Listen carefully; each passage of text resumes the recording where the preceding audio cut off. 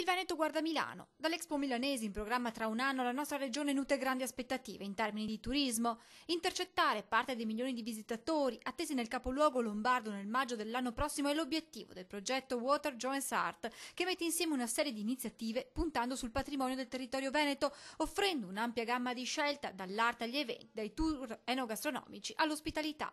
Il territorio veneto intanto ha una storia immensa. Parliamo da Venezia con tutta la sua storia e dopo abbiamo la fortuna di avere anche, come diceva lei, il mare a due passi per tutte le città del Veneto, la montagna con le nostre Dolomiti, i laghi, non dimentichiamo il lago di Garda, quindi abbiamo storia, cultura, tutto.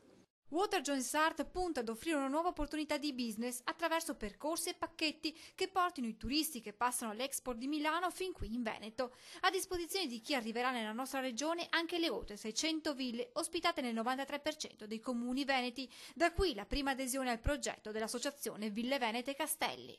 Sono previsti milioni di visitatori che non possono ovviamente riversarsi tutti su Venezia, che comunque è la meta più ambita, e noi ci siamo messi a disposizione con centinaia di ville, con itinerari